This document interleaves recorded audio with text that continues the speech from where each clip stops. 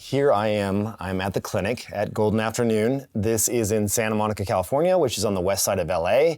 As you can see, it's a beautiful space, bright colors, a lot of fantastic books on the shelf, some of which I've read. Actually, How to Change Your Mind with Michael Pollan. If you get a chance, go back and listen to my interview with Michael Pollan. That was a really good one as well. You know, tea here, very, very calm, safe. Set and setting is so very important when you go onto one of these journeys. Also, I think it's important to say and really get into actually why I'm doing this today. Why am I here? I wanted to give you a tour of the facility. I wanted to show you what a high quality facility looks like. But I also wanted to take some time and walk you through a few really important points to hit before we actually go in and do the treatment. So first and foremost, why am I doing this?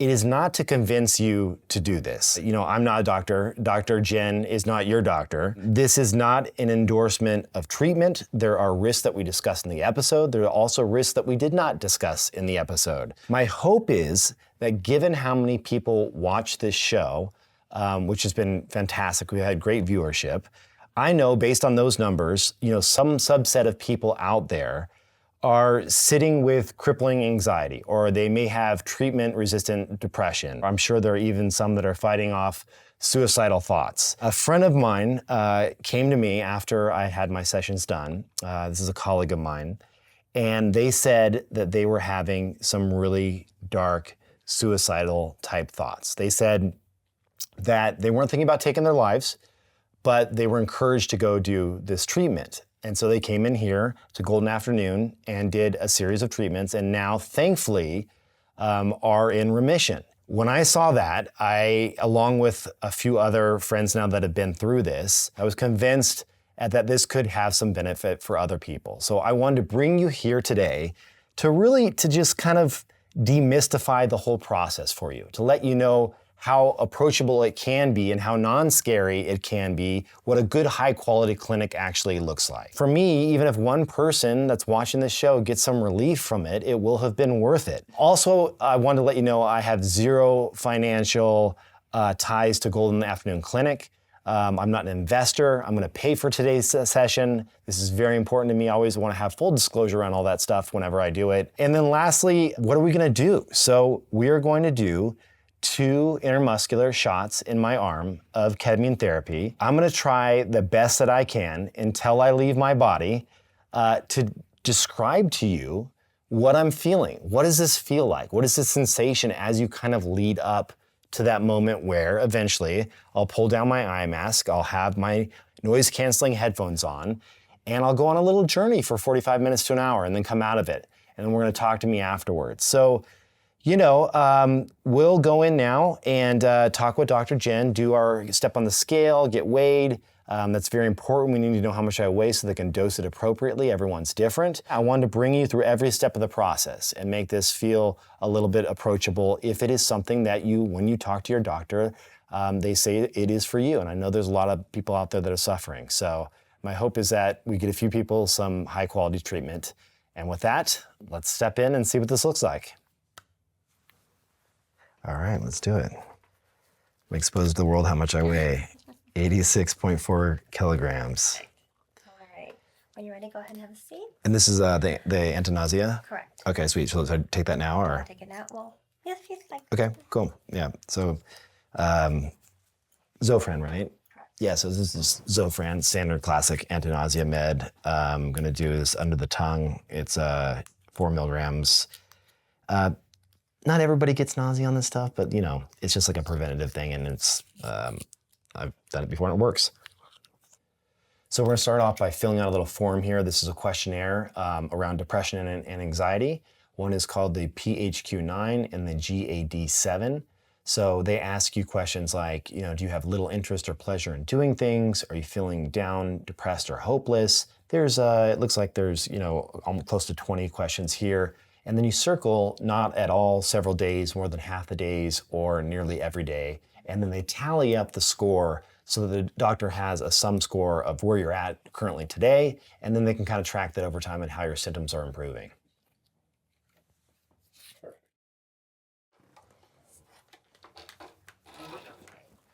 Would you want to cover that? Thank you. Feel comfy. Are your armpits? How did you feel after your last injection? I felt fine. Yeah, it was actually no problem at all. I had a little bit of soreness the next day, but to be expected. From the arms? From the... Yeah, just from the injection, but No that's headaches, no lightheadedness, no dizziness. no, none of that. Thank you. Some slow, deep breaths. Alrighty. Have we picked out a playlist? I got the playlist ready to go. Yeah, and I'm just gonna stay. Let me make sure I can actually sync this up first. Pro tip for those watching, make sure you have downloaded your playlist so that there's no interruptions. Get my mask ready to go. Okay. All right. Oh, let me put this back a little bit. Oh, I can help you. Okay, thank you. Tell me when. Let me put this on your finger. Yep. Go into outer space. Yeah, there we go. Yeah, you can just go. I like going back as far as possible, so that sounds good.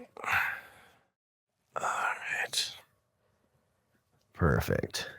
Thank you so much. All right. So, obviously situated, cozy. Got my heart rate monitor on. We're gonna be testing, I think it's like every 15 or so minutes, they check your blood pressure.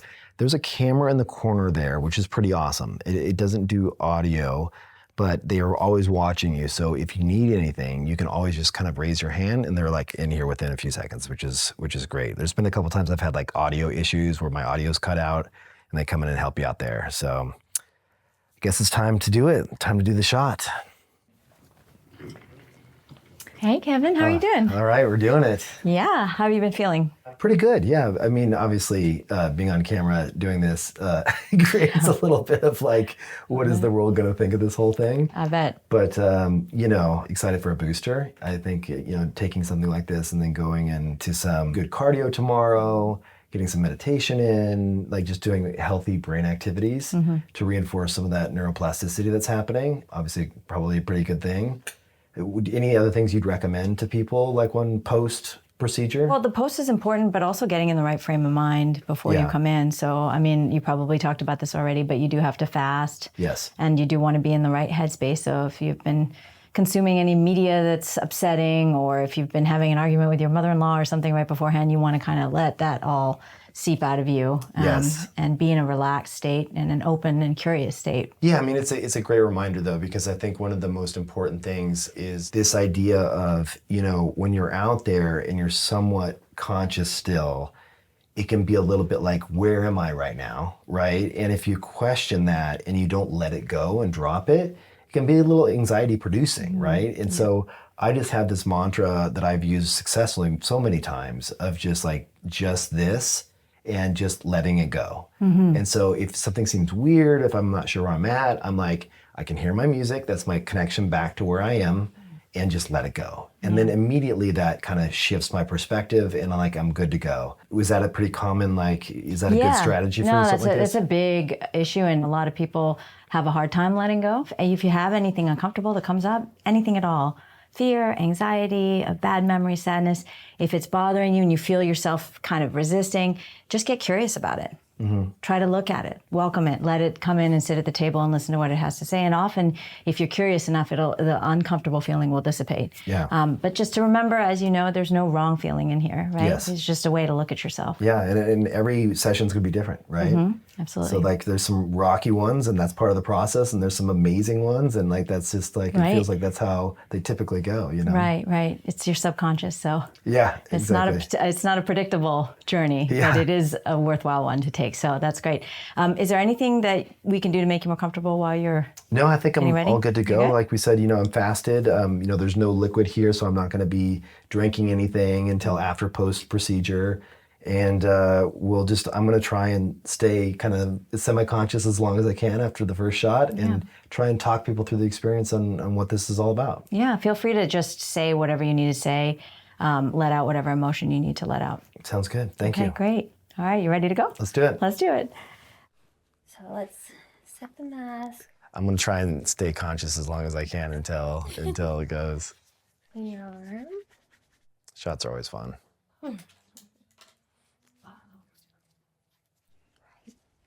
Enjoy your journey. All right, thank you. All right, shot one is in. Here we go. So the shot on a 1 to 10 in terms of pain, I don't know. I'm not that bad with shots, so this for me was like pretty benign. But they just squeeze the muscle a little bit, push it right in. It's an intermuscular, so it's not subcutaneous. So they have to go in a little bit deeper into the actual muscle. Right now, obviously just 1 minute in, so not feeling anything yet, but I'm just gonna sit back and relax. And thankfully got Hayden right here with me, hanging out until I go to La La Land. And yeah, we'll see what happens. So then I'll let you know as the textures start changing or whatever else comes up. Did you come in setting certain intentions? Good question. So my intention going into this is just to really, hopefully, one, relax and reset myself, and give myself a little bit more grace and allow myself to have even less anxiety and set myself up for the coming months, but also is a gift to everyone else that is hopefully suffering and can see that like this is something that's approachable. It's something that they don't have to be scared of. So my intention is to help others and also give myself a little bit of relief as well in terms of just the burdens that we all carry. So let me give you an update. It's about, what would you say, in 2 minutes in? The first sensation I'm starting to feel is my eyes are getting a little bit slower in that tracking around the room, like looking from one side to the other, is taking a little bit longer than it would normally take. I feel a little bit of warmth, feel a little bit of just kind of like body buzz. So there's like a kind of a natural body buzz. Yeah, we'll just let this kind of unfold slowly over the next few minutes, and I'll do my best to describe how I'm feeling. And Hayden, feel free to ask questions. How does the seat feel? Do you feel like you're slowly falling into it and settling into it deeper? Yeah, so right now I feel like the seat, it almost feels like it's starting to wrap around me a little bit.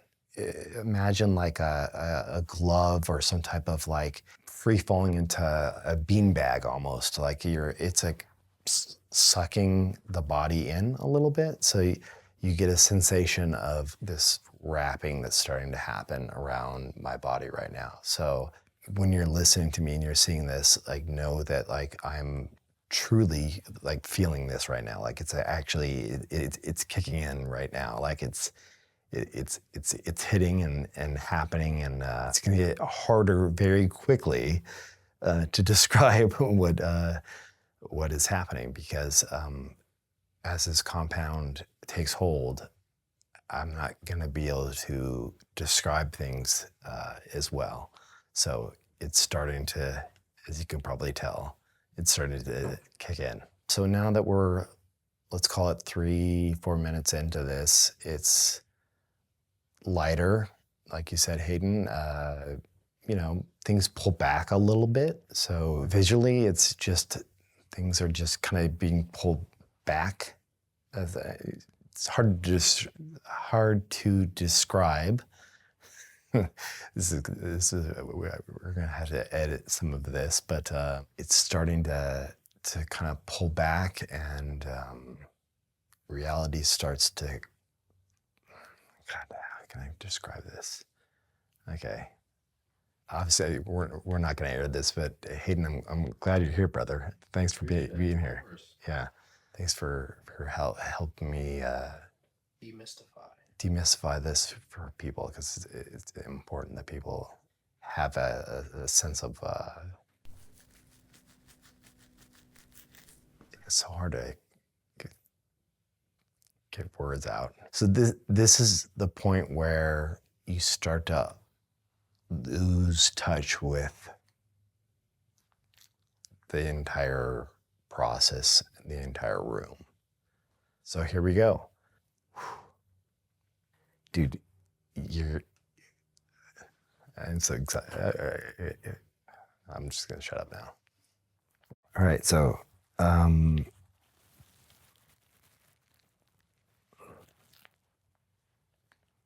gonna go ahead and hit play here on the playlist.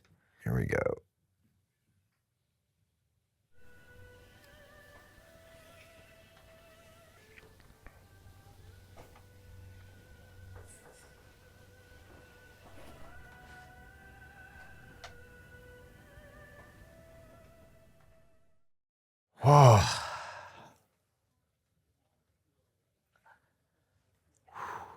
That was that was quite the journey.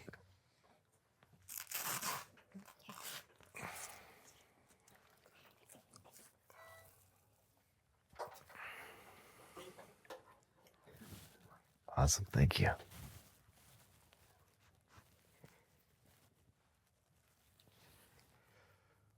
Wow. Hey, I can't even say anything. That was wild. How you doing, Hayden? No complaints. How are you feeling post? Feeling post, things get better by the minute. You can tell that I'm not fully back to where I want to be. It's very cloudy slash, let me restart that again, hold on. It's like, Hayden, I will murder you if you put these files on the internet. You have to keep these locked in the vault.